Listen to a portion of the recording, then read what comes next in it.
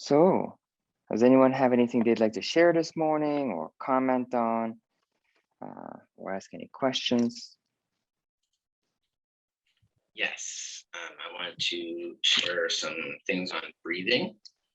I had an experience doing the central column breathing that was really interesting, where I felt as it filled the central column, then it kind of overflowed and expanded and filled my body. But then it kept expanding out and it filled my field in a way I hadn't experienced that before. It felt kind of going beyond my body, but it felt like it filled the field, and then it felt like it kept going out. And it was really interesting because it felt like it kept going out, and it felt like as it went out, it felt like a dissolution, because it felt like the borders, it went past where the borders were clear, and I felt like I was kind of merging with what was beyond. And then as it went out, the more it went out, I actually felt like I felt the inner breath in a way I hadn't felt before. I felt it a little bit, but it felt like it was a lot clearer, and I felt like I could hold my breath, but it didn't feel like I was holding my breath. It felt like I was still breathing. I had to check, like, am I actually breathing, like physically? And it felt like somehow the expansion, the more it expanded, the more I could actually feel my inner breath. So I guess it felt like, yeah, the extension kind of made the I guess the 1 point clear. So that was really interesting. And then I had another experience with it where, like, I've had experience where I fill and then I exhale to the dantian, like it wants to exhale to the center. But when I was exhaling, it didn't want to go to the dantian. I wanted to go to my heart, which is really interesting. And it felt like I had some like emotional congestion. I felt like as I was going to my heart, like it was opening my heart. And then I felt the same thing. It wanted to go towards the third eye, and it felt like it was exhaling towards the third eye. But what was interesting is, in the past, when I've exhaled to my dantian, it feels like I'm exhaling to the center of my body. But when I did this, when I exhaled to my heart, it also felt like I was exhaling to the center of my body. And then when I exhaled to the third eye, it also felt like I was exhaling to the center of my body. And it gave me a new perspective, because, like I've thought of them as like the centers, like the three dantians as like the centers, like the center of the instincts, the center of the heart, and like the center of the intellect. But it felt like they were actually the center of me, if that makes sense. Like they're three different centers for me. So I don't know if I'm making this clear. Yeah. It like actually feels like they're all in the same place. It's like feels like one center. Yeah. So yeah, I just wanted to share those breathing experiences. Oh, good. Yeah, it's what's the word for it? I think in the beginning, it's kind of interesting. Like that, it depends on the person, but in general, people have more experiences in the beginning, and you go through a period where you don't have a whole lot of experiences or new experiences, and then they start happening more, and then it really hikes up to the point where really every day is different. By the time you get to that point, but it takes a little bit of time, but by the time you get to that point, it gets really exciting, because you start experiencing really kind of like a diverse experience, like you just described, and it's like really kind of different at what you feel there every day, because what your body needs is actually different. Like, say for instance, we have oftentimes when you learn these things, we have this idea where there's a standard, like you have to breathe into your central column, and then this is what's going to happen. And it's actually more accurate to say that that's actually an end result of what happens, but the actual process in the middle can look quite different, such as actually breathing in instead of actually exhaling into your dantian, or breathing into your dantian, you actually breathe into your heart or exhale out into your heart, as you described. Like it's like it varies actually. Sometimes you actually find that you can't actually breathe into your dantian. The breath actually just doesn't start there, so you need to actually start at a different place. And sometimes you're surprised where you start. You know, it's like sometimes you start at the third eye, sometimes you start at the heart, and it's actually you start realizing, oh, it actually really starts working as one system, and uh, you know, it really you start feeling the wisdom of the body. It's actually one of the reasons why this is called Tao, the way, right? I mean, like you feel the way. And Yeah. the only way you can feel the way is to feel the way instead of actually following an idea of what it's supposed to be. And that, you know, to me is actually the most powerful thing about learning the way, because you really start having wisdom in the moment of a whole system as a whole system shifts, and you can let go of kind of an idea. And it's actually ironically a lot more simpler to be able to follow that, because you're just following the feel of what you want to do next. But it actually ironically is a lot more complex, because your whole system is an ecosystem of complexity. And so, you know, I kind of just wanted to start there. When you're breathing and your centers become synchronized, then you start realizing that even though they seem like they're in different locations, the synchronicity actually makes you realize they're actually really the same center. That makes So that's really helpful. yeah, it's pretty cool, right? And so when the vibrations of the centers start lining up, uh, it's like you actually have a dimensional shift, and you start realizing they're actually in the same dimensions. They access the same dimension. That's why you kind of feel that they're actually the same point. Oh, And so they actually literally actually feel like the same point, because they are in fact. And and so it's kind of like one of those things where they're both at the same time in different locations, but both at the same time in different locations. It's one of the reasons why these three dantians are emphasized, because it allows you to do that. But in reality, all your chakras or all your centers in the center line actually start doing that. And so at the end, what you experience is everything is Yudantian. So you literally experience a singularity. That's when your whole body starts being more in sync with each other. Then you literally feel like your whole body is one point. It's not hypothetical, or it's not kind of like a theoretical, or it's not like, oh, you feel the center.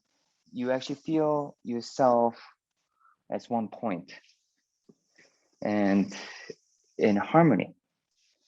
And so, but you actually sometimes you just fall into it, right? I mean, we sometimes just have, if you will, quote unquote, good days, but you start actually accessing it by your dantian starting to align.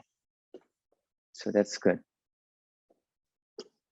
thank you, Mexican. That's really helpful. So that's really making a lot more sense and kind of explaining my experience, because I've been thinking of them as separate things that are connected, but really it's like they're different points, but they're actually the same point. They're like actually accessing the same thing. So it's like the same point, but in different places. Yes. That makes Yes. sense. So But it's kind of like, oh yeah, go ahead. but at the same time, they are different. But at the same time, they're different. Yeah. And so, you know, that's what we're trying, you know, that's what we're trying to understand.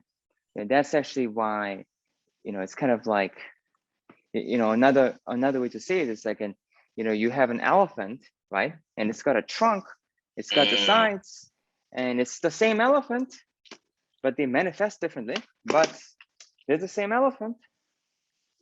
So it's like the same as like your body and your energy are the same thing. There's just different frequencies of the same thing. And they're Yes. different. to say they're the exact same thing is inaccurate, but to say that they're different is inaccurate. Yes, exactly. That's where That actually is, having, yeah, that's actually why having modern physics to explain these things can be actually helpful, because you can, you can explain it from kind of those perspectives. And but anyway, so that's good. Continue to follow the way, um, getting good results. And then when you have one of those ways where you don't seem to be having much experiences, those are important days. Have peace with those days where you don't have a lot of experiences, and see what that day is telling you. Because that day is telling you, I'm telling you this because it's kind of like adjusting expectations is a big thing. And when it's kind of like like an investment, your stock's rising and you're like all excited. Yeah. Right. And then and then it falls and then you're like, but it's still doing it. But I think the difference between an investment and this is investment, like if it's dropping, you just have to leave it in there and continue. And so from a practice perspective, it's actually the same analogy. You just have to just continue practicing. But the difference is that the days where you don't feel anything tell you as much about yourself as those days where you feel the things that you feel. And so if you don't pay attention on those days and you just get discouraged, you miss out. That's really helpful. It's like, so you're saying it's the insubstantial.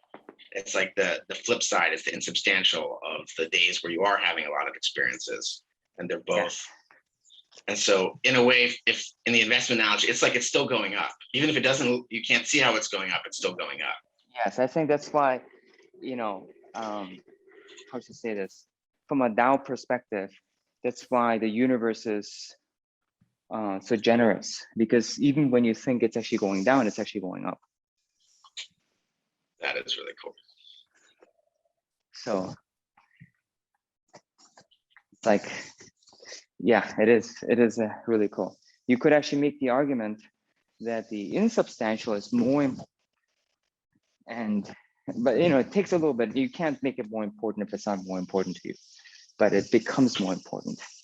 And the more you train, the more the insubstantial becomes important to you, because you just really start seeing it. And that's why all the teachings are centered around the void, whether it's Taoism, or whether it's the yogic traditions, or whether it's a Buddhist traditions, or any meditative tradition, even the esoteric traditions, whether it's Christian mysticism or anything that's got the word mysticism attached to it. What you'll notice is that the emphasis on the void is actually considered to be critical. It's actually oftentimes considered to be the most important. And that's the reason why, because the insubstantial oftentimes tells you a lot more about everything than the substantial. That is really helpful. Okay, very good. Thank you so much, Master Kim. You're welcome. Okay. Thank you for sharing. Okay, does anyone else have anything they'd like to share, comment on, or ask any questions?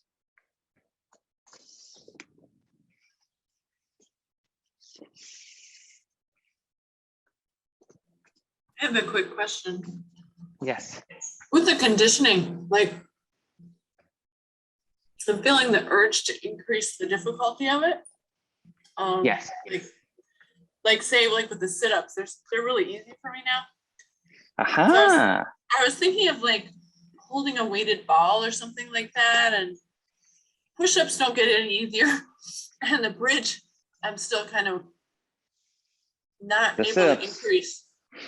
But the sit-ups I can do more. So I'm just wondering that's something you would recommend. I do recommend it actually, but before you do that, are you able to do the pressurized breathing during the sit-ups easily? The breathing coordinations. Yeah, yes. Okay, and then when you do that, can you feel the heat coming up your body as you do the breathing? Yes.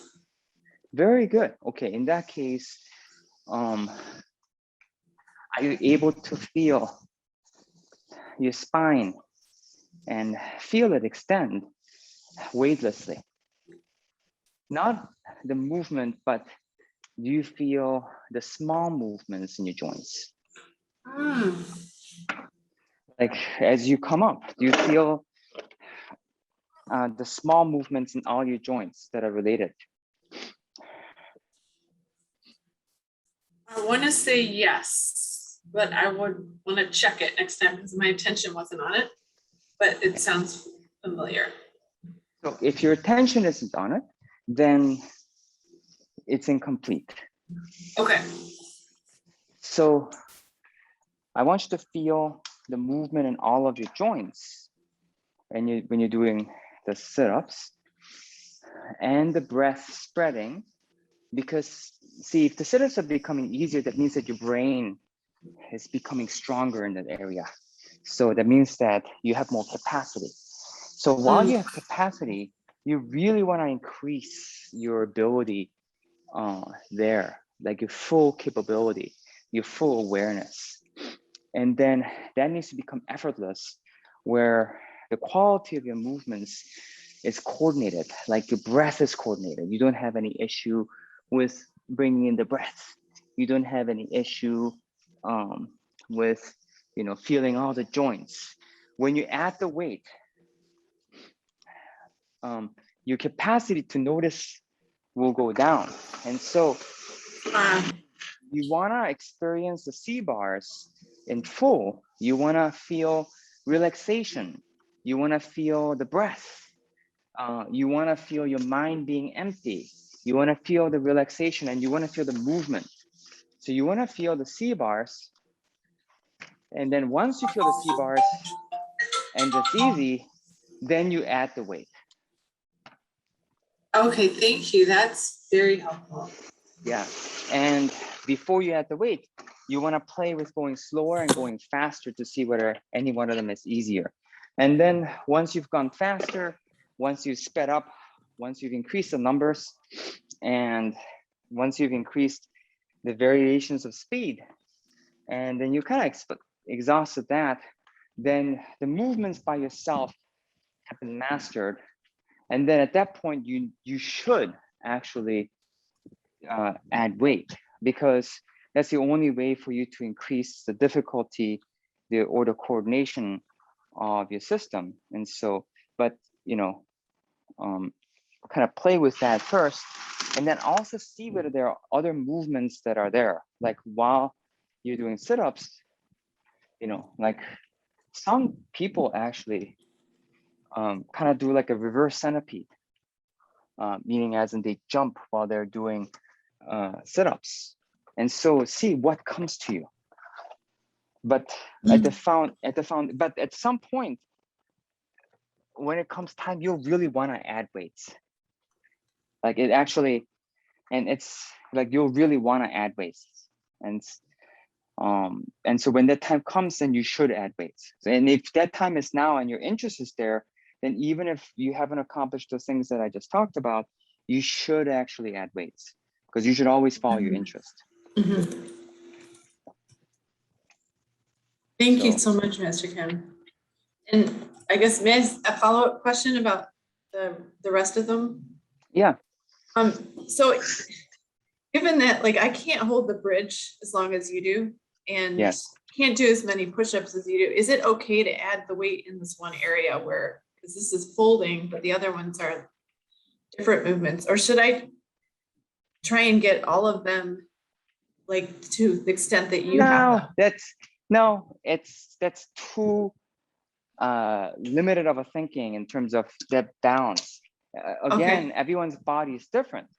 So for some people, some muscles will be stronger than others. and you need to strengthen those in relation to your body. You need to find balance in relation to your body. And if you start adding weight and if you start feeling imbalanced, you'll feel it. You're like, oh, that was not good. And so that experience is more important than hypothetically not trying to make a mistake. You know, if anything, I want to say the Taoist path exposes you to as many mistakes as possible, to the point where if you think of a movement in your body, you can actually just automatically feel it in your body ahead of time from the visualization. And you go, oh no, nope. But at the same time, it also makes it really safe where to explore where you're like, oh, you know what? I want to try that. But then you're so used to doing less is more, meaning going and slow is fast, where you try it slowly first and you try a lesser version of it first, where you can approach it safely. You actually automatically know how to make unfamiliar movements safe for you. And that is the real power of Taoism, the power of exploration, and the power of the safety that comes from that exploration and that knowing. And actually it starts extending to where you just imagine the movement, your body feels it. And from just that, you can tell what you want to do. Oh, that is really cool. Thank you. Yes.